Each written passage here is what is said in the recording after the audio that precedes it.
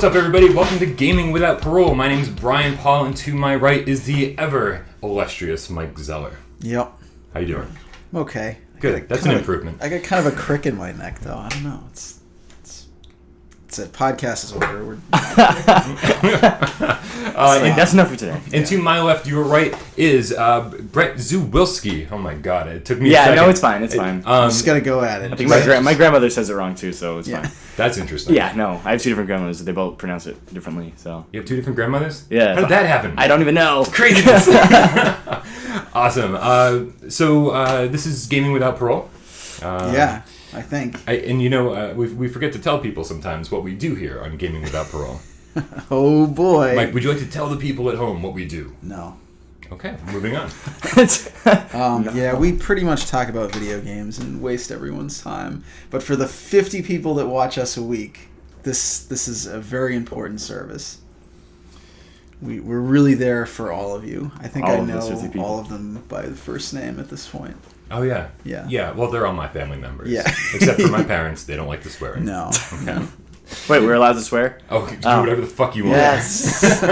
Yes. Yeah, off the rails today. Yeah, what did you tell him we do before you invited watched him? the podcast. Yeah. Oh, all right. He's seen it. Yeah. And he still wanted to come on. Yeah, right? I watched it, I was like, what is this? And then, It's awesome. Brett, why don't you tell the people at home who you are? You're making your first appearance on Gaming Without Parole. How do we know each other, first of all? This is the best part of the story. We used to work together at a restaurant. Yep. Yeah. Oh, man. This is really, we got the flow going this week. We really did. Yeah. Just flying along. I don't know how to describe it. I like walking on the beach. I'm kidding. I don't like that. I'm white. I burn easily. Yeah. So pale as fuck. Yeah, I really am. My mom was like, "You look like a heroin addict." I'm like, "Thank you for that." Oh, there might be a reason. Yeah. And but yeah, that's it. Okay, so what about what are you into in terms of nerd culture? You're a big gamer. Yes. Well, I wasn't for the longest time because I grew up with my grandparents and they were very like, "Oh, do you like video games?" I'm like, "Yeah." They're like, "Well, play outside." So they were like that. So I didn't pick up a video game until I was 12, 13. Okay. So and then I was like, even then it was just like, Like I mean, I think I played the original Resident Evil on the PS1. Okay. That was the first game I ever played, but I was young. Wow. Yeah, I was really young, and my dad's like, "Play this," and I was scared shitless, even though it wasn't scary. But for me, because I was a young kid. But I mean, so wait, how you're 20? 21 right now. 20. Holy crap! Yeah. Because I was playing the first Resident Evil in college. Like it came out right before I went to college. When did it come out? Must have been 97. Like 96. So yeah, so I was a young kid then. Yeah. And I was like, all I remember is the single file line with the zombies, and that's all I remember. And then so like I said earlier, one of my great grandmothers was very senile, and every year she would just buy us a PS2. So we had like a brand new one every year. So but 17 PS2s. Well, because the thing is, we have. I don't know how she's getting them, but no, I have two brothers, so we would each get a PS2. So there was a point where I think we had like 11 PS2s, and we were like, "What are we gonna do?" Like we had like a closet of PS2s, and like someone at the time we were like, Grandma Becky, we don't need a PS2 anymore. Like you can get us like socks, we're good with that. And so we'll take socks. You said no grandson ever. No, because it got to the point where we were like it's just like a paperweight. It's like I was like putting on things like the whole paper. Like it was like I didn't know what to do. Eject the tray to use it as a cup holder. And like so, I started playing just PS2. Throwing them right in the trash. Yeah, like I made a stairway. Those were my to get into bed. Yeah. Like it was like steps of PS2. No, but like that's what I started playing with my brothers because my brothers. I never lived with my brothers. My brothers lived with my mom and my dad. I lived with my grandparents. So I would go over on the weekends, and that's when I would really play video games because still living with my grandparents, they're like, nature and shit like that. Do you guys have a PS2 here? You know we do. Seriously. Like I was known as the PS2 kid. I'd be like, I'd open up a trench coat. What do you want? Like, but other than that, it was like that's what I started playing with, and then I got really like addicted. Like I'd say 13, 14 when I was just like, that's all I'm gonna do because like my grandparents caved in and they were like, all right, you can have a PS2, and I was like, oh, okay. Awesome. And that's all I played, and then they took it away because they were like, you have an addiction, and I was like, all right. Thankfully, you had 10 more left in the closet. They didn't know that. Like, they were hidden away. Oh, no, you can't do this. Oh, okay. Well, yeah, and then, like, the first, like, game that, like, really kind of hooked me was, I went to, I don't know if you guys, like, there was a place in the Greendale Mall that you could, like, pay to play video games. Oh, yeah. It was years ago. Yeah, I don't remember. It was near the food court. It was like... I mean, I remember the arcade that was there, like the Dream Machine, but that was... No, it was like there was like it was like a room full of PCs and Xboxes, and they'd do like giant LAN parties and stuff really? like that. No. And I remember... I missed this entirely. Oh, it was cool, you know. But I played Gears of War, the original one, for the Xbox 360, and I was like, all right, like, I'm in love. Like, because I was used to, like, Ratchet and Clank and... like Crash Bandicoot, that kind of stuff, like mascot stuff. Yeah, like little things. Real life. And then when I played Gears, I was like, life. Instead of real life. I know. I hate how every morning it's like, I gotta rev up my chainsaw bayonet. Right, chainsaw gun, Just hack my way through these underground monsters. Like, and then it's just like, I started playing in high school, and that's like video games in high school again because I stopped for a while, and that's when my grades started dropping because it was like, that's all I played. It was an addiction. It was an addiction, and then I stopped again for a few years, and then I got the Xbox One, and I was like, oh wow, I shouldn't have done this. And it was like everything just went downhill from there. Is that why you used to work with Bryan at a restaurant? Yeah. My job is just playing video games. No, I'm kidding. But yeah, other than that, it's like that's kind of where it started because I never thought I'd get into video games because my grandparents were very fucking old. So, I mean, like, that's kind of what started it. Right on. That was a good history. Yeah. Yeah. It was a really weird history, but now you guys know about my PS2 collection. But it works. Seriously. You guys want a PS2? Which I think you just told me you don't have a PS2 currently. I don't have a PS2 in the house. I think we left them in one of the houses we just moved. Like, we moved, and we were just like, the old family. PS2s. Like, we didn't have enough boxes for the PS2s. So that must have been a very weird discovery for the people that moved in. They, like, go in a bedroom, they're like... This is the PS2 room. No, so like I don't have a PS2 right now. I want to get one just because like I really enjoyed Sly Cooper and those kind of games, and that's like it's kind of like a reminiscent like you know like I'd love to play them again. Yep. But yeah. You have a PS3 though. Yeah. So you I have a PS4, but I don't know where my PS3 is. Oh. Yeah. So well. Can't help you there. Yeah, and my PS4 is being used as a Netflix machine by my parents. Right. So it's not, I can honestly tell you I played my PS4 for 20 minutes. Yeah, you and I are flip-flopped on our next-gen console bias, I guess. And no, I love the PS4 controller over the Xbox controller. Like, I'll agree with that completely. And the PS4 games are much better. It's just all my friends have Xbox Ones, so it's just one of those things where it's like... And I think that's what happened during the 360 era, too. Like, everyone got the 360 early, and then everyone was like, oh, my friends have it. I'm going to go... Exactly, and that's really the only, like if my friends had PS4s, or like even if I didn't have friends, I would have a PS4 just because I prefer it. Yeah. Like I think Batman I'm gonna be getting for the PS4 because it's a single player game, and I think it'll look better on the PS4. Yeah. So you mentioned the controller difference, and I got to say that the big thing about there's two things about the PS4 controller that even though I love it ergonomically, it feels amazing in my hands. Mm-hmm. I do not like two things about it, and they're both. You can rectify both of those problems, luckily, and I'm going to. The first is that Sony, for some reason, decided to put a smaller battery in the PS4 controller. Luckily, it's compatible with the PS3 battery controller battery. Yeah. So you can actually swap out the batteries and make the PS4 controller last almost as long as the PS3. Oh. Yeah, because right now it's like you swap them out every 6 hours or something, and for me that's twice a day. Yeah. So that's rectifiable, luckily. And the other thing that I don't like is even though I love the analog sticks, the sensitivity of them, I don't like that the rubber on it gets really slippery. It does. It's really fast. Weird. Really strange. I don't like the rubber. I don't like the way it feels. I don't like the way it looks. It looks like a little wrapped condom or something. It's very strange. It's a really good way to put it, yeah. And but luckily, hey Bryan, you can just put your hands right here. Well, actually, you wouldn't care. Nope. That'd be fine. You'd be like, yes. Yep. Yes, PS4 controller. Let me hold you and caress you. So what was the point of all this? Oh, because the Xbox One What's the point of any of this? Why are we here? God.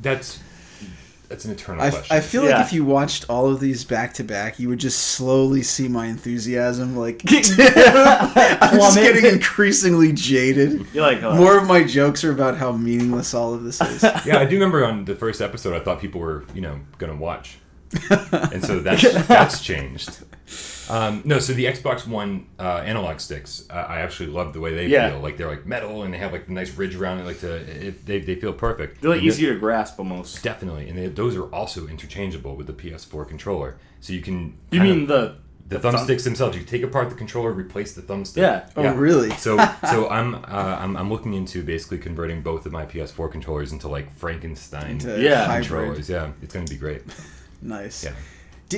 Have you guys found with the dual, since we're talking about controller nubs, have you guys found... Makes it sound so weird if you say it like that. Sorry, nubs. Do you think I'm going to steal your water from you? Yes, I'm holding it, guys. He's just cradling it. This water is so meaningful right now. It's getting away from my headache and everything. Push up a little bit, man. Join us at the table. Yeah. Because I've found with every single one of my DualShock controllers, the nubs they rot off. They get sticky after they deteriorate. Sticky? Yeah, they deteriorate. The analog controllers? Not the sticks, but the actual nub at the end. It gets sticky, and it's not like I'm playing it with my hands covered in jelly. Are you eating candy over it? It falls because that's happened to me before. I've just got this giant ladle of ice cream that's just dripping onto the controller. I dropped a nerd in my Xbox, an Xbox One, while I was playing Call of Duty, and it hit the fan, and it was like. I'm like, no! And I had to turn it off because I was like, I think I just ruined my Xbox One. Or are you satisfied it's sugar in it for the day? It was so bad. Of all of the places it could have gone, anywhere in my room, and went in the little crease of the fan hole, and I was like, "Are you kidding me?" And then it was like, I'm like, "Oh shit, what am I gonna do?" I think it's gone now. I think it ate it up, so we're good. There's a bunch of nerd dust in the bottom of my Xbox One. No, I'm usually not in the habit of eating sloppy joes over my controllers or anything. So the sticks themselves, I just picked up my PS2 recently because I now have a better HD capture device, and I have a HDMI output for my PS2. Yeah. So I'm super excited to play some PS2 games and capture the video footage. So I picked up the PS2 controller recently, and I do know that it almost feels like the rubber has almost corroded or exactly. But it's not sticky; it's just really rough. And I was wondering to myself, I was like, is this just the way they've always been, and I forgot because I'm used to the new controllers, or has it really kind of corroded over time? See, I've bought new ones though, and they're fine. They feel controllers. Yeah, and they feel fine. And then a year or two later, when I pick it up again, it's like, oh, that's weird. Yeah, I'm not really sure. I mean, I'm not talking about it's not like slimy, some kind of. Oh, that's weird. Like some kind of Ghostbusters villain or something. It's just like you said, kind of tacky, and there's a little bit of a resistance to it. Yeah, I don't know. I don't know. I don't think that Sony expected anyone to still be using PS2 controllers 15 years later. Yeah. So, but you said it only takes a year to. Yeah, it's not very long. Yeah. It's strange. I don't even have controllers that last that long. Mine lasts. Just breaking them in anger. I think I have 9 or so Xbox One controllers in my house. I think 3 work right now, and one, I think, speaking of eating candy, I think the candy gets stuck in one of the analog controllers. It's like you'll be playing Mortal Kombat and your dude will just jump constantly, and it's a huge disadvantage. I'm playing. I feel like the way to put it. I feel like. Yeah, usually in fighting games, the characters are moving mid-fight. He's like. Yeah, contrary to how you want it to. That's a little inconvenient. Oh my god. Yeah, I hate when I'm watching Evo and they're playing Street Fighter 3 competition level and suddenly one guy just can't stop jumping. Oh fuck! You just hold it down. You're like, shh. Oh, I gotta get those Sour Patch Kids out of my controller. That's just stop eating candy. Yeah, I know. I think the universe is trying to tell you something. Yeah, people come over here and I'm like, wash your hands before you touch the controller. And you're like, just go ahead, keep eating the pizza. I'm like, you can eat all the candy you want. The guy's got a slice of pizza in his hand and he's just picking it up with the pizza wrapped around the controller, just smashing it in and sauce squirting out. Well, oh my god. That's fine. It's fine. I don't even know where to go from here. Wow. All right, this is Gaming Without Parole, and it's time to talk about the news that happened Yeah, this did we week. even say our title? I don't know. We said it like 15 times. I was like, what do we do on Gaming Without Parole? Welcome to Gaming Without Parole. Thanks for joining us on Gaming Without Parole. Do you want a PS2 on Gaming Without Parole? All right, guys, let's see what happened this week. So Capcom is prioritizing HD remasters of their hit titles. That's like their new thing. Is like the way we're going to make money is not to like focus all of our energy on making new games. We're going to focus a lot of our energy on bringing old games back to you in HD. Okay. I mean, when they're talking old games... Well, how old, yeah. Yeah, I mean, I don't know. That's a good question. Because there are definitely some of their games I would love to see re-released. Yeah. I suspect Again. those are not... Yeah, those are not what they're... Well, I mean, what are you talking about? Are you talking about like Super Nintendo Breath of Fire? Or... I mean, yeah, I would love to see like a Mega Man Legends collection, or a Breath of Fire collection. Yep. You know, some even updates of some of the older Street Fighter games, which we already have gotten, collected. I wouldn't mind seeing those again. I mean, but they've sort of done this a little bit throughout the last, I don't know, 5-10 years, Yeah. and that's we've seen the Devil May Cry collection. Yeah. We're just now getting Devil May Cry 4 HD and DMC. Those are getting digital re-releases, but it's I don't know. Like Okami, that was a good one. Yeah. Because they really made that game look fresh again on Yeah. PS3. Oh yeah, that'd be cool. But that's the thing though, is like these were like kind of like downloadable titles. They were like $15 or something. And it's like Devil May Cry got a physical re-release, but what do they need to do to make these re-releases matter to you? Like, can it just be a simple thing and here it is for $30 and here's like the basic game in HD again, or do you want to like see some real special features involved? Well, like that was the same thing. Like when they remastered the Halo collection, which obviously didn't Master Chief Collection work for the first 9 months. Does it work now? Surprisingly, it only takes about like a good 5 minutes to half an hour to find a game. I'm so serious. That sounds like it's still broken. Oh no, it is still. I was making a joke. Yeah, no, it's still. It is still. It didn't work forever, but like, it's still one of those things where it's like it's still good to play because I love Halo, but not like the newer Halo. I love like the Combat Evolved, the original Halos. Yeah, the original Halo had a pretty sweet single player. Exactly. Campaign. That's what I like because I can still play that. But like, there's certain games that if they did remake, like I'd be fine with them. Just like if they made like a Ratchet and Clank remake. I'd be fine if they kept it as is, just kind of like up the graphics a tiny bit. Sure. And I'd be like, all right, sweet, I'm down. Like I'd pay a full version for See, for me, I want it to be something special. Like I don't want these piecemeal. Yeah, that's a real word. Okay, I do this every single week. I lose my vocabulary. People are learning about games and about grammar. Yeah, absolutely. We should make that our thing, like little grammar, inserted windows. Like, pop up parole. Yeah. Grammar without parole. Nice, Doug. It's a spin-off. So yeah, what I want, I don't want these piecemealed like individual titles. I want every single Devil May Cry game in one big collector's edition box. Like a bundle, right? With a statue that you can. A statue that I can wish that I never bought. Closet, yeah. But I want like making of videos. I want things that would be cool for collectors to have. I want it to be a big deal. I don't want to just like download each game $15 at a time. Yeah. I want to be able to have the physical release and make it a special occasion. Let's celebrate these games the way they're meant to be celebrated. Yeah, because what happened recently? I bought the Resident Evil remake. I think this is gonna be awesome. I'm so excited to play it, and I played it for 15 minutes. I got stuck, and I was like, I don't really want to play this. I'm kind of done. I never really enjoyed Resident Evil, just because the whole you're walking, and then there's a zombie coming, and then you have to stop walking to shoot. And I was like, well, I've had enough of this game. It certainly wasn't an action game, and I think that's why it pulled me in. I was like, oh, there's action, but it doesn't feel like it. Yeah, because it's slow. Yeah, I agree though. I mean, if they're gonna keep milking us for this stuff, the least that they can do is lump it all together and give us a bunch of extras. Some interviews, some making of, some concept art. Sure. I mean, even back in the day, the Street Fighter and the Mega Man collections, they didn't have a ton of stuff, but they had some interviews, some concept art, and they were collections. They were it was everything together. All together. Yep. No, I agree. I think that's not bad, although. it is a little troubling if they're saying that's going to be the new direction of their company, because eventually maybe some new content. Well, you got to look at Konami right now, and you say, okay, is that going to be your next story? I don't know. Nope. Can we make it so that we can finally have a fucking smooth segue? Absolutely. Well, hold on a second. So Konami, I mean, things are going pretty bad for Konami. Like, they're talking about like maybe Hideo Kojima's left, and that means like most of their development team is MIA. But it looks like it's very possible Konami might be shutting down their games division. Well, they announced that they are going to mobile games. That's going to be their thing now, that they are pretty much shutting down their... When did that happen? Like yesterday.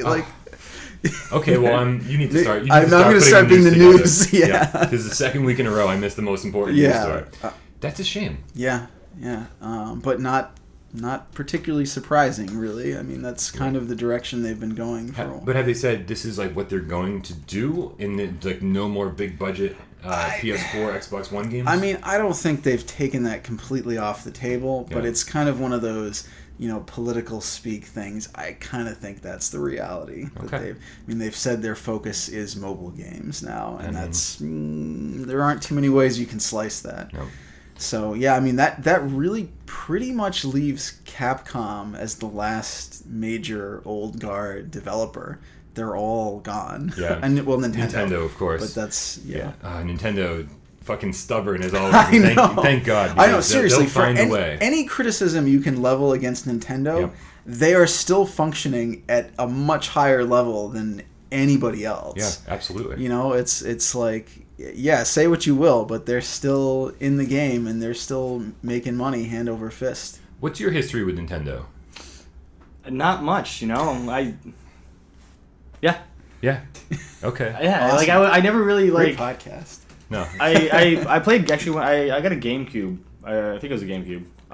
It looked like a PS2, but it was a purple PS2, so yeah. A handle. No, I got a GameCube and I played a lot of like those random Mario games that everyone thought were going to do really well, like Mario Party? No, not Party, because Sunshine. Yeah, that one. Thank you. Maybe we should mention that there's somebody else in the room that's going to hear this voice from but those games, I played a lot of that, and then like I said earlier, I played a lot of Super Smash Bros. Yeah. And then I still play that to this day. I just don't have a Wii, so like if I find a random house.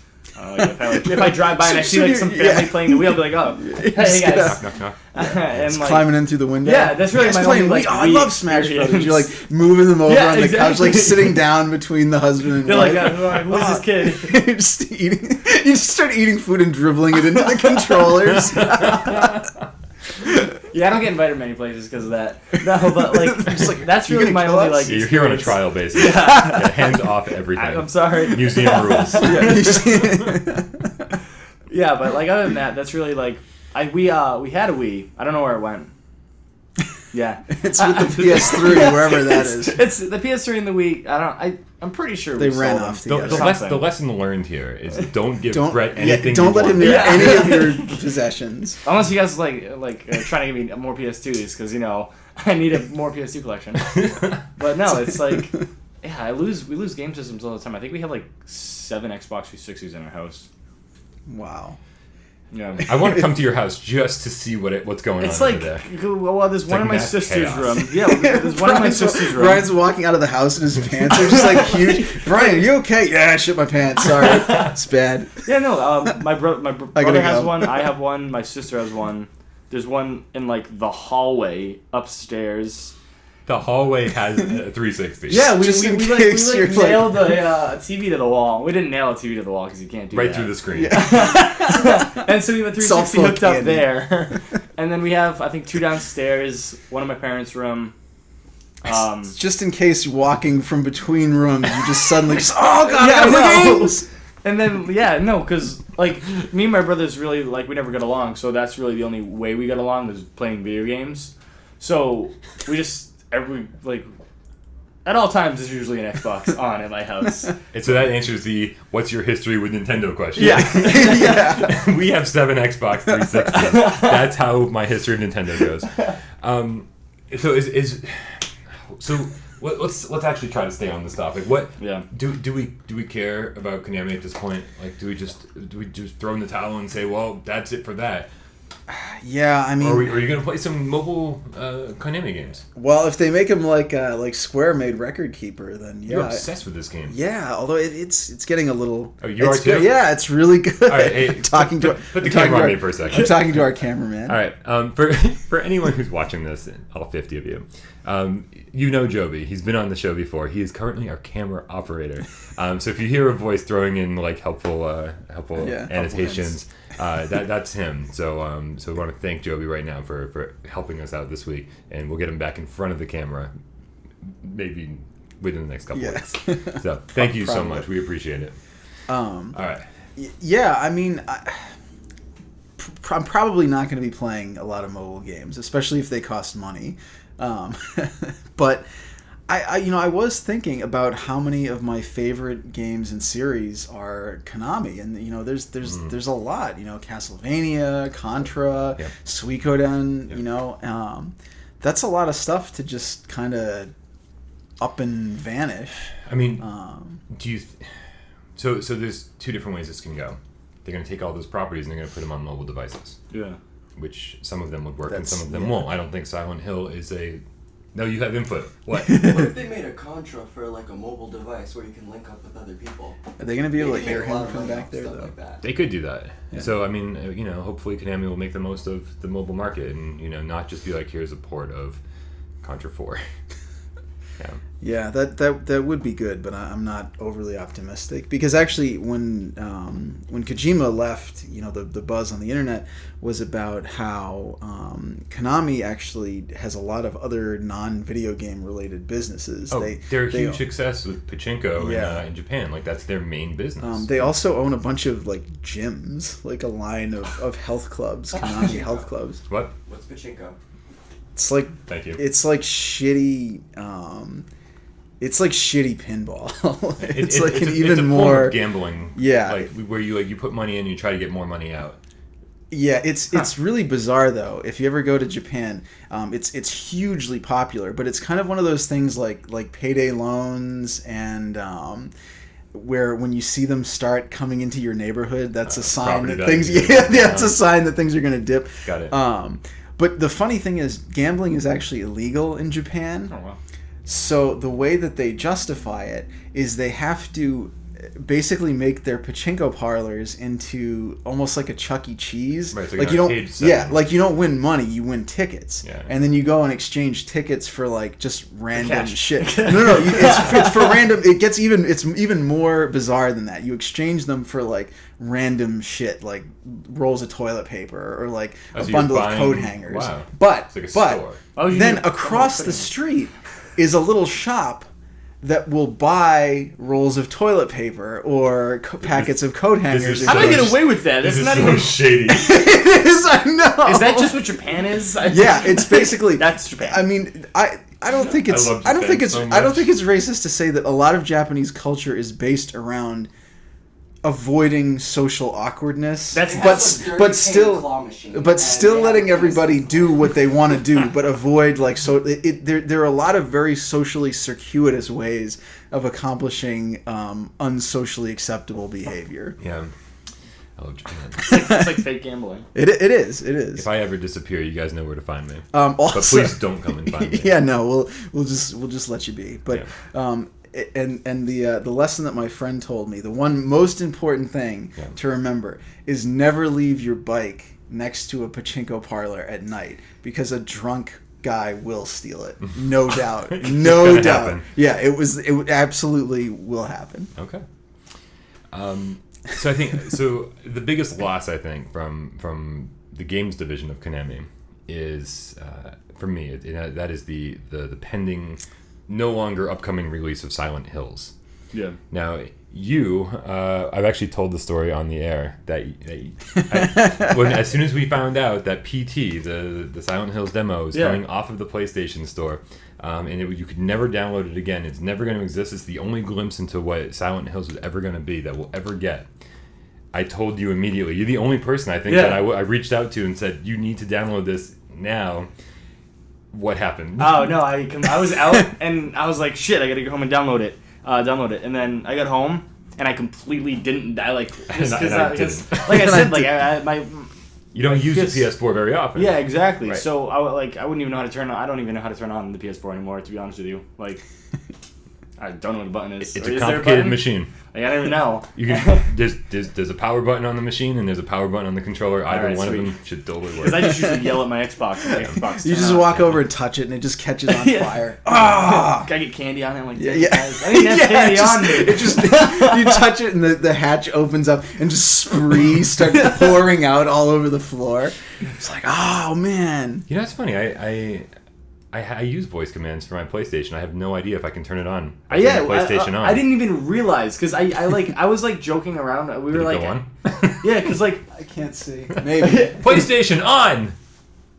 Yes, sir. No idea. Like it's like I'm sorry, like, I can't do that. Brian. We have this joke at our house because like so the Xbox in the living room is it's hooked up to a huge TV. Have you named them like children? Like, that's Steven. No, not yet. We're not at that point yet. Not in that relationship. And so like, but like, so they like, don't last very long. Yeah, exactly. They get I know. clogged up with candy. It's So, best not like, to get You attached. still name goldfish. Yeah. Yeah, it's true. But so like everyone kind of just like messes with each other whenever they're playing because like my brother will be playing something and I'll be like Xbox off from like across like, and if you do it right you could be like Xbox off, yes, and it'll be like, oh yes, and then turn it off. And so what we found out is that you can scream Bing and then Google something and it'll automatically do it.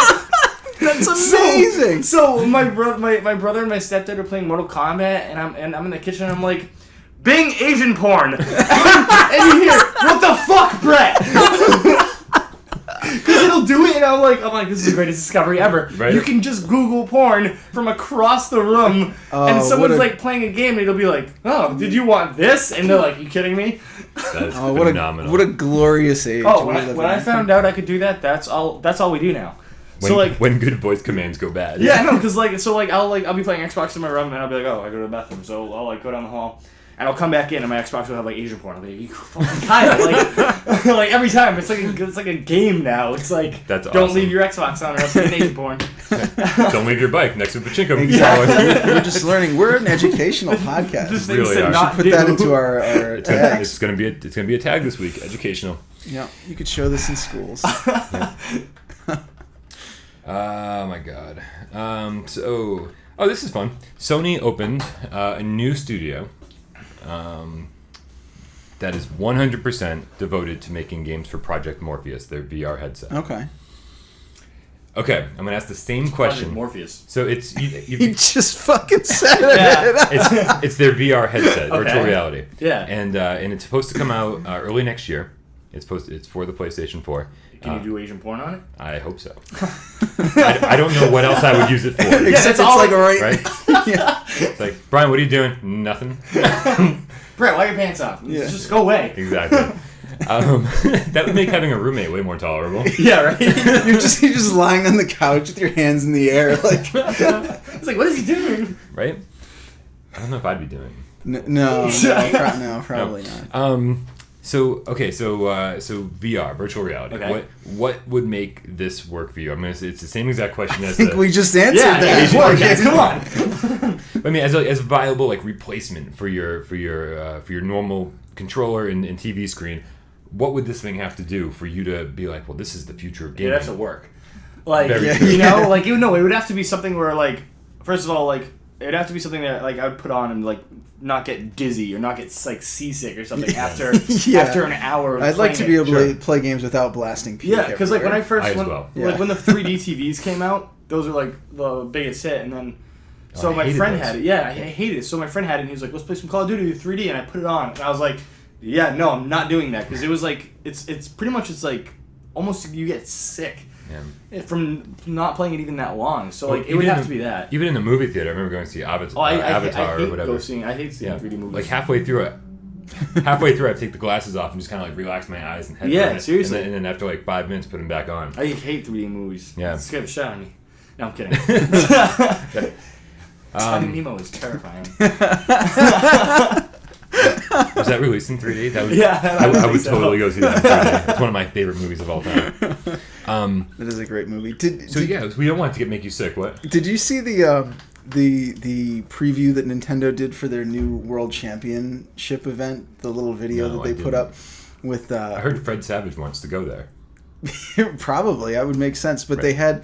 they had a clip of the joke in the video was that Reggie Fils-Aimé quit so he could be in the competition. Okay. And so they had this like shitty training montage of him like lifting like doing curls with Game Cubes and stuff. But they had a clip of him with a Virtual Boy on, and he's playing it, and there's a table with stuff all over it, and he's just like smashing the stuff off the table, and he's like, "This is so much fun! I love this. These games are great." Yeah, like how would it work like that?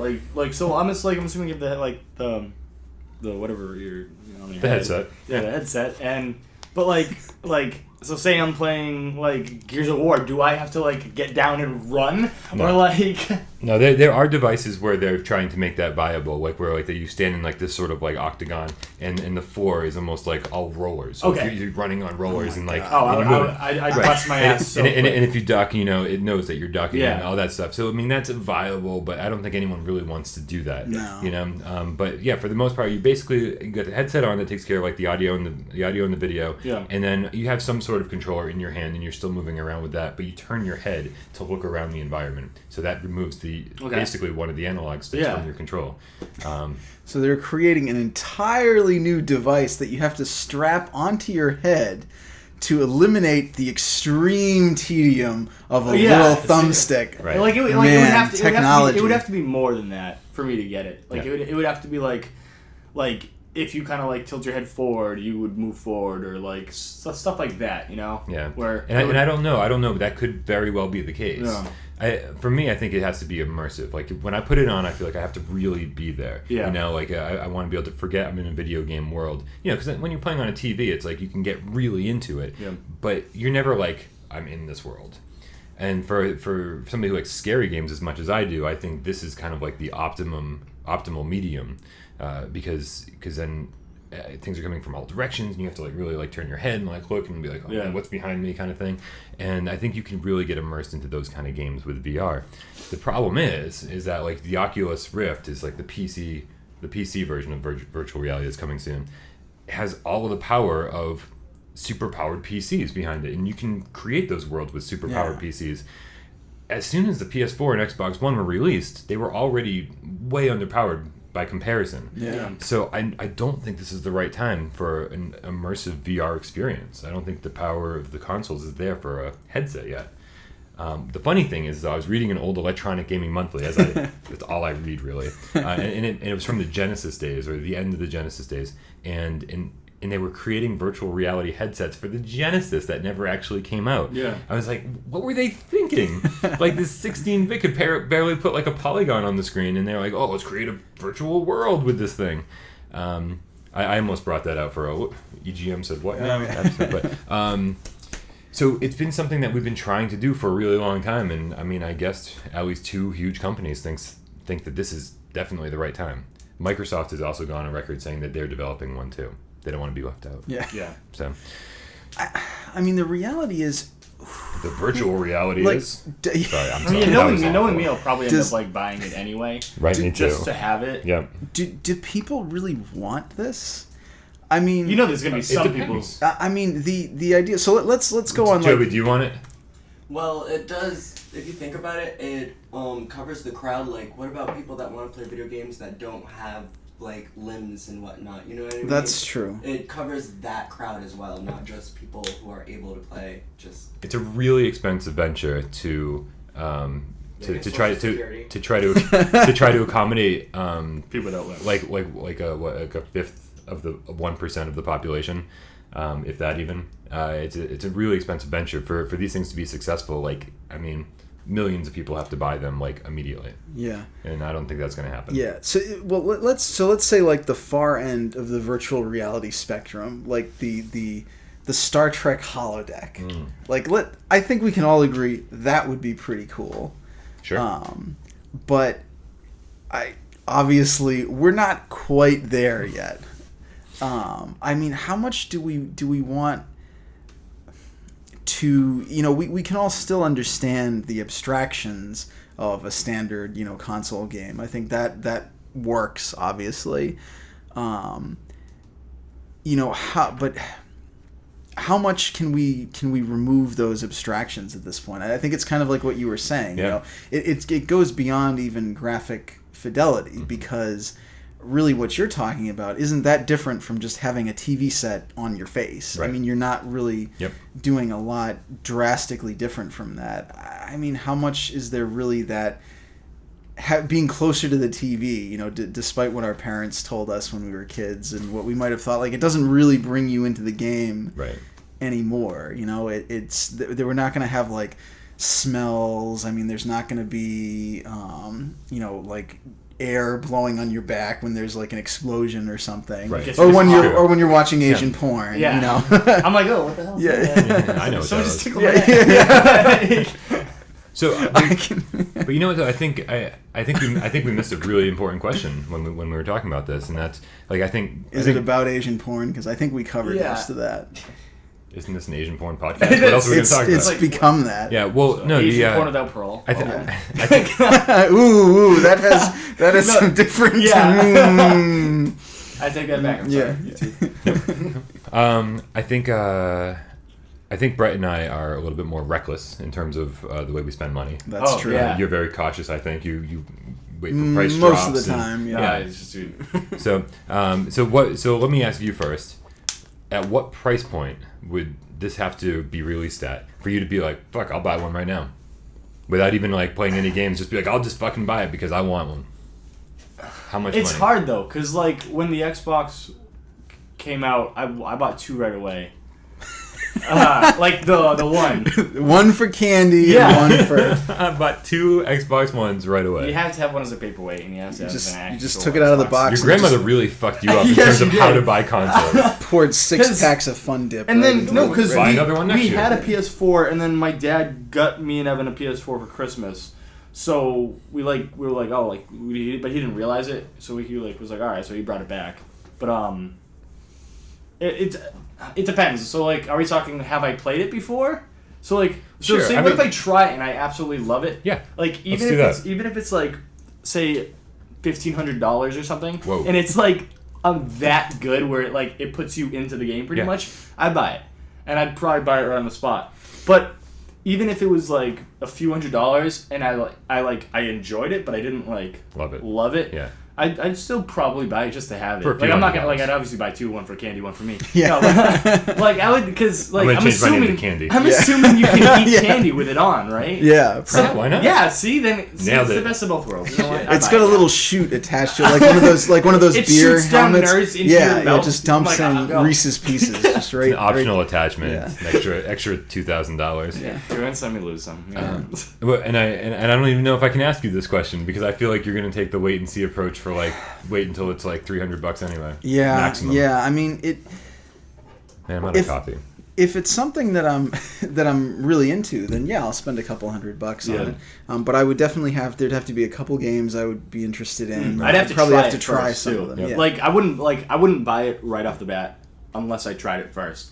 Because like I knew with the Xbox One, I knew I loved the Xbox 360, so I knew I was gonna enjoy the Xbox One, so that's why I bought it.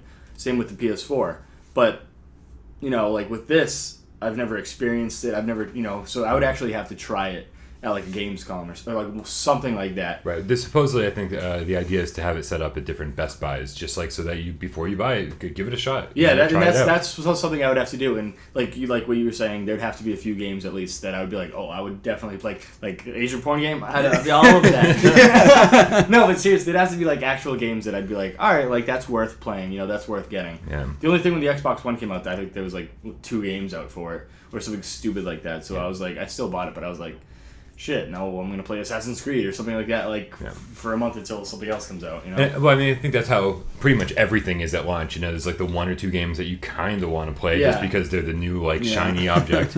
But then you're like, really, it's like a year, maybe 2 years down the road is when that investment starts paying off. Yeah, I already this have year it. there's a good amount of Xbox One games coming out. So that's why I'm like, all right, sweet. Now I actually have things to do. Like I just bought Witcher. Yeah. And I probably after this I'm gonna go play it all day because I have no work today and I have no work tomorrow. So I think I'm just gonna pull an all-nighter, grab some candy. And, Nice. Witcher got great reviews, man. Yeah, I'm so excited. I've died 6 times already, and I've played 20 minutes. So it's not. It's because I chose the hardest difficulty, like an asshole. I thought I was gonna be like, oh yeah, I got this. No, don't do it on the hardest level. You just like little things kill you. Like I opened a book, it killed me. Yeah. Like little thing, like paper cut. Like you die instantly. Like I died just by watching the tutorial. I was like, are you kidding me? Like it's bad. You stay at the inn and like die of it's that sleep apnea like, randomly. You fall down the stairs. Yeah, seriously. Oh god, it's impossible. So I lowered the difficulty a bit, but still, I enjoy it. But I've only played like 20 minutes, and I hate games like that. I don't know why. Yeah. I never got into open world like Skyrim, those kind of games. I never got into it. And then I watched a bunch of videos about this, and I was like, all right, I'll give it a try. And so far, I'm like, all right, this is really nice. Nice. Yeah. And you said there's something about the jumping, like. Yeah, the jumping is just weird because like.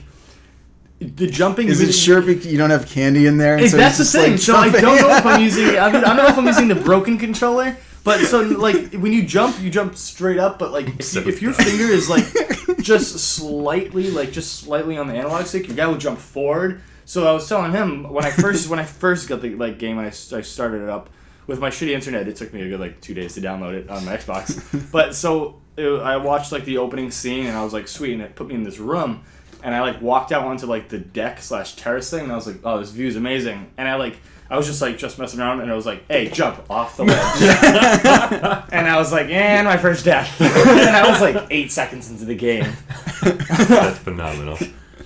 Actually, this is such an obscure reference, but it totally makes sense right now. I was just messing around with my PS2 yesterday for no reason, and I was like, let me play a game that like I really never gave a fair shot to, and it was the first Tomb Raider game they released on PS2. The Angel of Darkness, is that what it was? And it's like at first you're like, wow, this is like beautiful, like wow, they did a great job making a beautiful Tomb Raider PS2 game. And then you're like, wait a minute, this controls like garbage. Yeah, like just it's so bad. The tutorial is like I've died countless times in the tutorial, like probably 15 times. Yeah. Because you accidentally do things like that. You're like, oh, let me try to climb this ladder, and she turns around and jumps off the ledge. Right? Yeah. Like it'll be like she'll be like, oh, that way. Like right. No. Yeah. And it's there's a suicide button. Yeah, seriously. and that button is all of them. Yeah. No. I played like games like X is jump if you tap it, but if you hold it, then it's suicide. Yeah. She just shoots herself in the head. It's for the very first time ever, I made it past like the first scene in that game, and I was like, this is so stressful. Like I'm scared to push a button because I'm like, I think she's gonna do the wrong thing. But yeah, that's what that reminded me of, and I'm sure it's not even close to the same. No, like I've played games where it's like the control scheme is like I feel like they were just like, yeah, why will be run forward, and then like little things like that, and I'm like, oh, this game. Like, I've stopped playing games because I'm like, I don't want to know this control. Like, because I know, like, have you ever, like, gotten used to a control layout and then you play a different game and it's completely different? And absolutely. You're like, fuck. Like, because, like, if I play Call of Duty and I play Halo, like, I'll switch between them often. Yeah. And then, so I'll be playing and I'll be like, oh, quickly, RB reload. And I'll throw a grenade. I'm like, why did I do that? And it's because, like, oh, shit, like, I'm not playing Halo anymore. And it's, like, little things like that, you know? Yeah, you'd think at this point, like, there'd be, I mean... like a universal. Yeah. Especially for shooters, there should be a universal, but I don't know why. Shooters have been out for long enough and they're popular enough. It's like you should at least be able to... I mean, you can change the control scheme, can't you? Yeah. Or no? Yeah, you can. You can. Yeah, but you can change it to a point, but you still can't make it the same. Like when I got Killzone, that's the only game I have for the PS4. And that explains why you don't play the fucking thing. That wasn't very good. That control scheme is all fucked up. It was like press the little circle thing to shoot. I'm like, that's not even like, why would I do that? That game is and all fucked up. It was like so weird. It was like you gotta hold in a certain button to like zoom in, and it was like I got through like one mission and I was like. That was a pretty game, but it was PS4. not fun. Yeah, it looked great, but it was just like I don't enjoy this at all. Yeah, it was like a tech demo for the PS4. If anything, that was pretty much it. Yeah, that's what most launch games are. Yeah, it's true. Start making games earlier, man. Yeah, like, why do we have to start? I don't know. I don't want to talk about it. What I do want to talk next, right? I don't know. So, okay, this is interesting, and actually, Joby and I spent some time watching YouTube to figure out what this was all about. There's a documentary on a supposed mind-altering arcade game that's being filmed. What was that called again? It's called. Was it? Polybius. Yes. Polybius. In this, the documentary is called The Polybius Conspiracy, and it was an arcade game in the 80s that was basically showed up at like this 7-Eleven or something, right? And people would gather around and play it, and then like they'd start acting crazy and they'd break out into fights and they would fight each other. And like a couple people even killed themselves, supposedly because of the game. And there are all these conspiracy theories about like why this one game only appeared in this one store and nowhere else. And like other like these. Can you play the game like today? No, you can't. Like we're not even sure technically what it looks like. Disappeared after. It disappeared. We've never seen it again. Apparently, it looks kind of like a Tempest 2000 kind of game, like the vectored kind of thing. And like even like men in suits would like come check on the arcade machine like every so often to make sure that it was like operating and like checking like different things about it. And then like no one knew who those people were. So could have been drug dealers. That's true. You know, so when you first hear about, I'm sorry, am I cutting you? Nope, When you first hear about this, it does sound like standard internet conspiracy bullshit, and it's like, yeah, okay, sure, there was a mind-altering arcade game. Right. But then when you dig into it a little bit more, there actually is kind of some evidence there that's a little harder to dismiss. And so I've been intrigued about this for a while, although when Jovi just said, I suddenly realized it could just be that this was a drug hotspot and they're like giving out drugs and people all of this would kind of be explained if this was like just a big drug drop-off point. That would kind of oh well. And I mean, and like to be fair, it's like not even joking, it's like when people have talked about government conspiracies before and stuff, and like government messing with like the human population, it's not usually like upscale communities. It's usually like what they would consider disposable societies, like Vermont. Not where I was going, but sure. Why not Vermont and Texas? I don't even think anyone would notice if Vermont disappeared. No, not at all. Just drive by. Just a bunch of hippies, right? Yeah, maple syrup and I don't even know what. Vegans. Vegans and pot smokers. Yeah, I'm moving. I've actually been there before. It's beautiful. So I'm not going to talk shit about it. I love their maple syrup. Vermont made is actually from Vermont, isn't it? Yeah. I sure shit hope so. It's like Chicago, but yeah. It's now exported. No, there's a conspiracy theory. That's what we should spend the rest of the podcast talking about.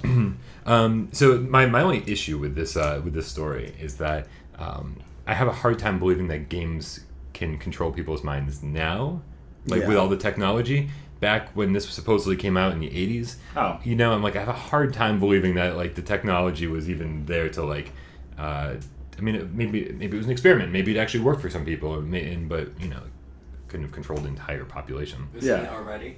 What's that? Isn't it already? Already what? Controlling the whole population, if you think about it. I mean, it's controlling my population. Yeah.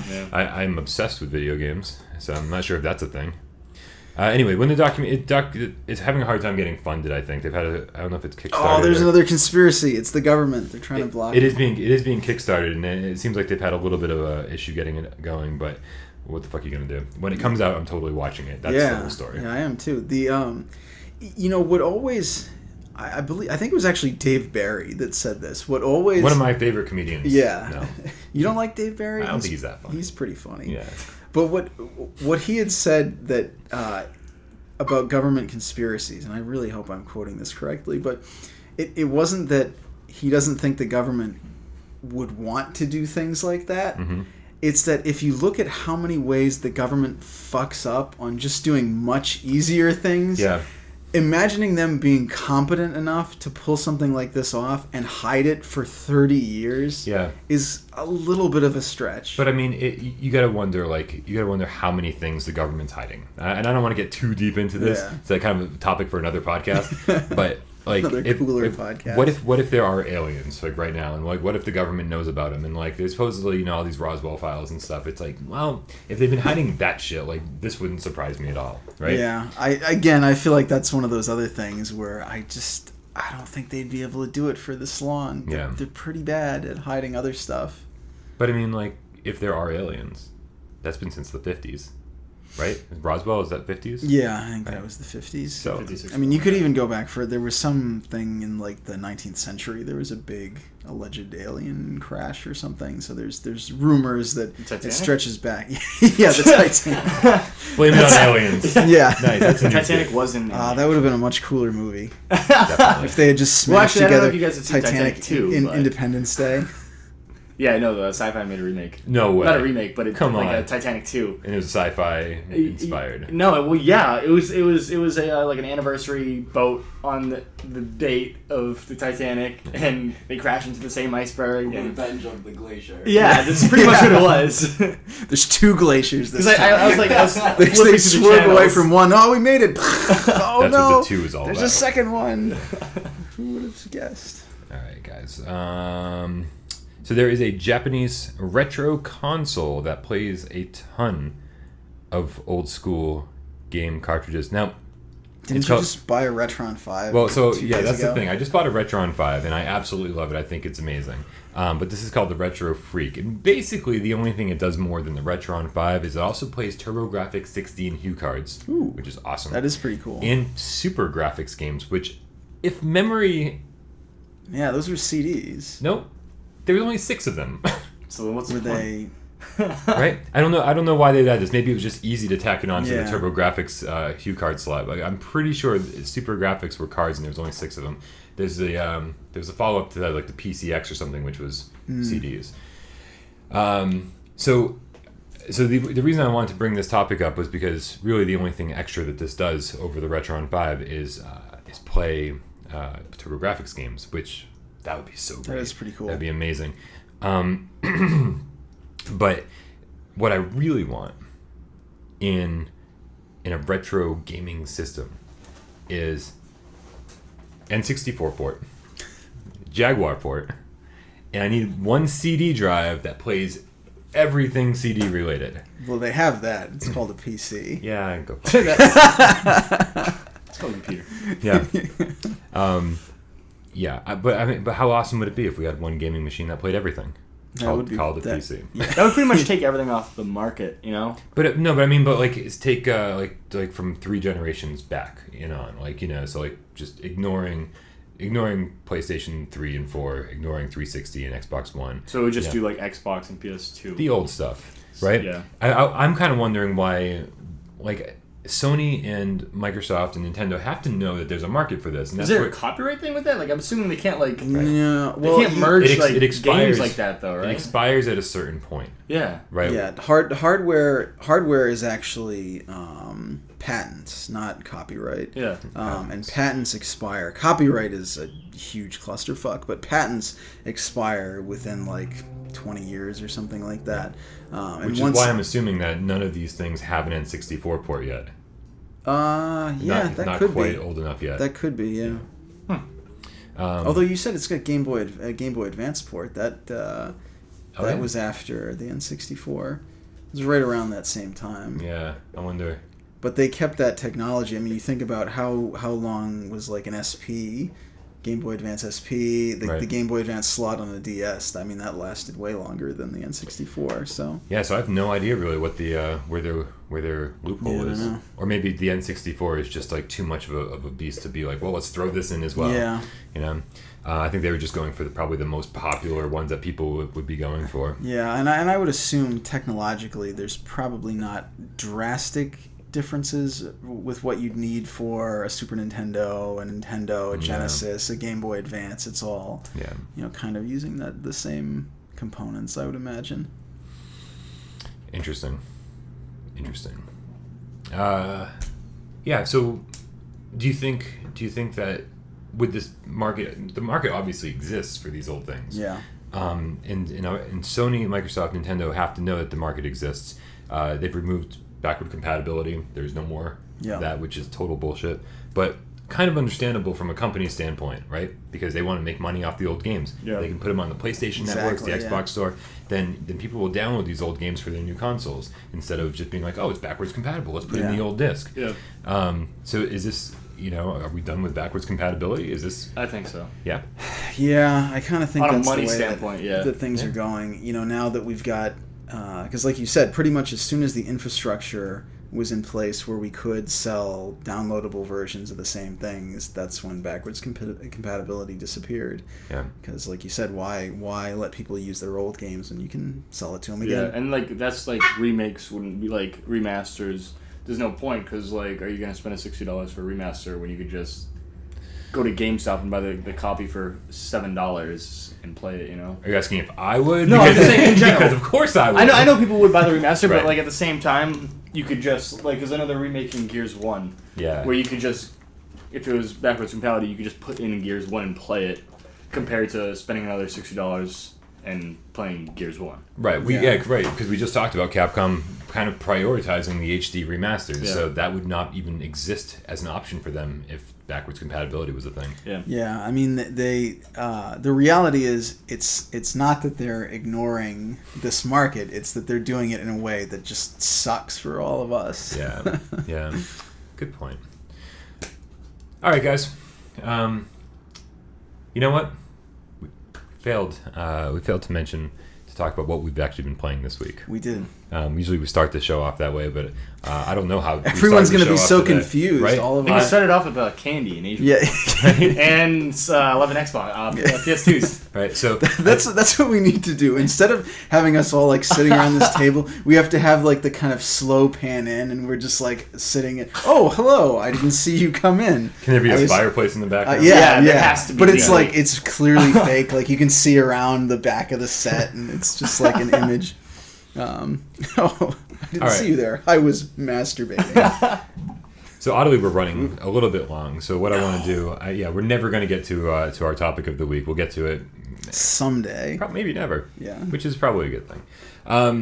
What I want to do is I want to go around to each of us and talk about what we have been playing, what we will be playing. I think we know you're going to play The Witcher. Yeah.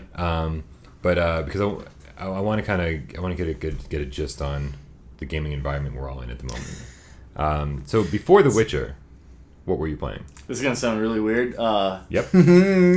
I really, really got into Minecraft recently. Really? For the first time? Yeah. I used to, I played for a day once, and I was like, this is so stupid. I'm like, what am I doing? I'm just putting blocks down. And then I I was like, you know what? I'll give it one more try, you know? Yeah. And it hooked you. I can't put it down. I'll play Minecraft for 9 hours. I don't even care. Holy shit. And especially because I'll play with my friends because they started playing too, and we'll just build a world for a day, and it's just one I've been playing that a lot because I've been getting bored of my games that I have for the Xbox One. Yeah. Just because I used to love shooter games and all that, but I'm just kind of veering out of that. I'm waiting for Batman to come out, but. It's been Minecraft. It's been mostly Minecraft and a tiny bit of Mortal Kombat. But yeah. I only play that if my family's playing it, and they're like, "Brett, jump in." I'm like, "All right, I'll play that." No problem with the jumping. Yeah, right? Yeah. Seriously, they always give me the bump controller. I've got the perfect controller.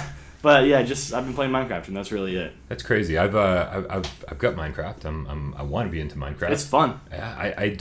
I don't understand basic mechanics of Minecraft and Terraria, the 2D Minecraft. Yeah, I tried Terraria. Terraria was just weird for me, and I didn't really I know people who are addicted to Terraria, but I had a lot of fun with Terraria. Yeah, I never really get into it. I just don't understand. I need to watch somebody play it because I can't figure out how to do the most basic crafting in either game. It's just obviously not something I'm familiar with. And then more I try, I'm like, oh, here's my workbench, and then I pick up the workbench and throw it. I'm like, yeah, not what I wanted to do. Exactly. Kill one of the NPCs. I was trying to build something with the workbench, and I don't know how to do it. Yeah. Somebody's screaming at home, going, "It's fucking easy, you moron!" And I'm like, yeah, it's for 5-year-olds. It's easy. Yeah. So wait, you said you're gonna buy. You're waiting for the new Batman game to come out, which is a month away. I'm so pumped. And you're so pumped, and I you're thought gonna it was go September. back. Did it? Yeah. No, it got pushed forward again. Oh wow. Yeah. Crazy. Yeah. Yeah. Mad Max actually comes out in September. Mad Max. That actually. Okay, I have no desire to see that movie, but the game It's is a good really movie. good. It's a really good It's movie. getting astoundingly good reviews. Yeah, It's such an it was action movie, and you know me, I hate action. He had and comedy. he had 12 And lines. everything. That was it. Was that? He had 12 lines in the whole movie. Yeah, that was it, and it was Max. And little things like that, but it was that's awesome. awesome. Such a well done movie. Yeah. And actually, you can buy those cars that are in the movie. They're actually for sale. Real cars? Yeah, they these two brothers in LA made the cars. Gun turrets? Well, they attached to obviously the top of them? they take off that stuff, but they have it's a Take it off. '67 Chevy Nova with a tank chassis, I think it has like 1,300 horsepower. I'm totally gonna drive one of those to work. I don't Just I roll- like, get out of legally, the, got like bone mask and like metal hockey plates. Oh hey guys, like, I'm what's an up? accountant, like one of those things. Like, Yeah. So you're gonna buy Arkham Asylum. you I said. think I'm gonna go to GameStop after this. Yeah. Just because. Why not? Oh, yeah, I love the Batman games. Yeah. And actually, I think on the original Arkham Asylum on my Xbox, I put in close to like 200 hours on that game. Holy crap! Just trying to find the Riddler trophies alone. Oh yeah, those were Because I didn't use a walkthrough, and I was like, I'll find them. No. It took me forever. It took me like I don't even know how long it took me, but I eventually found them all. And that's awesome. And then I didn't play the other Batmans though. I just never got into them just because. So wait. So instead of going and getting Arkham City or Arkham Origins, you're just gonna play Arkham Asylum because I love that one. I played Arkham City a tiny bit. Yeah. And I just never really got into the story. And same with Origins. If I were you, I'd give City another chance. Because Origins I gave up on. I know you liked it. I did, yeah. But I didn't get into it. It felt like too much more of the same. But City I thought was on par with Asylum. Is it the City made by the same people who made Asylum? Okay. Yes. Origins is when Warner Brothers took over instead of Rocksteady. I played Origins and I was like, this is just like I just didn't like if it's not a good story then I won't play it. Yeah. And it didn't hook me like Asylum right away. I was like, oh shit, like I know I'm gonna love this game. Yeah. But except the boss fight at the end that was like 30-second long and it ended. I was like, you kidding me? Like I put 200 hours in for this. It was man. I loved Arkham Asylum. Yeah. Yeah. I bet we're gonna see an HD collection of those. Oh, I hope so. I hope. That's something that I would pay full price for. Nice. Like I'd be like, yeah, I'm buying that right away. I'd buy like 6 copies because he's like, I only like the first one, but why not? Yeah. Yeah. Just likes it that much. And you know what I like about those games? With the 4th one, they're like, this is it. We are ending the series on this. And they're like, I know we could do a lot more, but we've done what we wanted to do, and we're just done. And that's cool. Yeah. Rocksteady they're such a talented team that I would like to see like what they do after Batman. Like aren't they doing Mad Max? It's the same. No, it's not. It's not Rocksteady. It's Avalanche that's doing Mad Max. Okay. And they're Battlefield. No, they're doing one of the shooters. I can't remember which one. Battlefront, the Star Wars one. No, that's DICE or something like that. Maybe they did Hardline. I don't know. Hardline was alright. The story was amazing though. Yeah. But yeah, it's not Rocksteady. I'd like to see what they did next. Hey, give them another superhero property, right? Like, finally make a good Spider-Man game. Finally make a good Green Lantern game. Man, like that would be. Although I did play through the last Green Lantern game, and they made a Green Lantern game. The movie one. Maybe it was the movie one. Yeah, there was a 2-player option, and I actually played through it with my dad, and we platinumed the fuck out of that. It was great. Yeah, so I don't know, but yeah, I like when they're just not milking it. But you gotta wonder though. It's like just because the developer said, well, that's true because they don't own it. They don't. So the publisher could be like, hey guys, you're making another one. There's too much money here. We can't pass it up. And that's when you start. There to is see money in the Batman games. Oh, absolutely. I haven't met anyone who was like, no, I fucking hated that game. Like they're good games, you know what? Obviously, except for Origins, but Warner Brothers is also. I'm sorry. But their own the Warner Brothers studio who did Origins has proven that they're like a capable developer, and they could totally take the series over for Rocksteady once they're done. Yeah. So hopefully that'll happen. Just so they keep coming out. Yeah. I guess. I'm just like fucking full of contradictions, aren't I? Yeah. Mike, what have you been playing? Did you finish Been There, Done That? I did finish Been There, Dan That, and Time, Gentlemen, Please, and they were both really great. I think you would really like them because they're a very sarcastic kind of dark take on the LucasArts style adventure games. I researched. I did a little research after the last podcast because I needed to bring up screenshots and stuff, and I loved the art style. Yeah, I thought that was great, and also. There were even like abstract like posters of the old LucasArts games in the background. Yeah. You see like Day of the Tentacle and Sam and Max, I think, which was pretty cool. Yeah, you have to even use one of the posters for a puzzle at one point. You have to take it down. Yeah. So you done with those? Yep. What have you been playing? So I actually only finished the last one pretty recently. The last couple puzzles were a little tricky in the last one, but I picked up actually for my birthday. My brother got me Fantasy Life. Oh, for really? The 3DS, yeah, and that's one that that's Jovi's jam. that is Jovi's jam. And he's so happy. You can't see him, but he's wicked happy right now. And I'm pretty excited about it. It seems pretty cool. It's a little. There's a lot to pick up when you first get into it. There's a lot of different systems that you have to understand. There's a lot of different locations, so it's been a little bit of a slow going getting into it. But I like where it's going. Yeah. So nice. I'm pretty excited about that. That's awesome. And more Record Keeper, probably. More Record Keeper. All right. Well, just to round it out, I've. God damn, I don't even know what I've been playing. For the most part, Broken Age yet? I didn't finish Broken Age. I don't think I've touched it all week. But what I have been doing is I've been trying to do a new backlogged episode, and for some reason, Final Fantasy VI is just on the back burner. But now that I have the Retron 5, I'm like more excited to play it. For some reason this week, Crystalis on the original Nintendo was jumping out at me. Yeah. And I was like, I finally got to play this game. I've owned it. This is the third time I've owned Crystalis in my life. And so I was like, I finally have to get around to actually playing it. And I have great memories of being like 16, 17, and hanging out with my buddy Jamie, who was like a master at this game. And I just watch him play my copy of it and be like, he's so good at this game. I'm like, I want to be good at this game. And so finally I've gotten around to spending some time with it. And initially it's so much fun because it's an action RPG. You're running around, you're swinging your sword, you're killing things, you're getting new power-ups and stuff, and it all feels really good. And then something bad happens. The dungeons start to get, you said they're a slog, and that's the perfect word for it. They just get so tedious, and they're labyrinth-like, and you like get lost so easily, and then you start dying too easily, and 95% of this game is just grinding. It's if you don't grind, then you're fucked. Yeah. And so you find an enemy that you can focus on and just go walk back and forth, and he'll keep regenerating and appearing, and you just kill him for the experience points and the money, and you do this for hours throughout the game. Sounds like Destiny. Some things just they don't change. And it was it was made by SNK, which I think is pretty cool. It's because the only RPG they ever made. Is it really? really? I think so. Yeah. So I was interested to see what happens with it. The biggest problem with it, I think, besides the grinding, is that you'll be in a cave and you're killing enemies, and you have different sword types, and there'll be three enemies next to each other, and to kill the first one you have to switch to a different sword because he's impervious to the sword you're holding, and then you kill it, and then for the very next enemy you have to switch back, and you have to go into a menu screen to switch your items, and it's just like, why did they make this so difficult? Like, I don't understand why. It's just so much tedium involved in killing simple little characters, but I'm making my way through it, and I think that it would be impossible to play without a guide. About halfway through, you just won't be able to finish it if you don't know exactly where to go and what to do. So that's how I'm finishing this game, and I'm enjoying it, but goddamn, like, they made some really poor design choices. Yeah, it definitely has some bits and pieces that haven't aged well. In general, I feel like for old NES like RPGs, and I'm even going to group in stuff like Zelda 2 and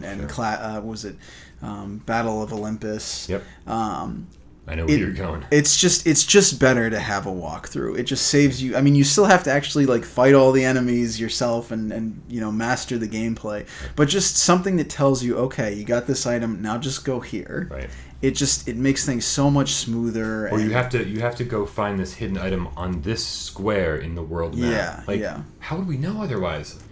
And I think honestly, all of these games were really just selling subscriptions to Nintendo Power. That's really what their goals were, just to sell subscriptions to that magazine. Yeah, and it's the other big thing was the rental industry. Video game companies were terrified about the rental industry at the time.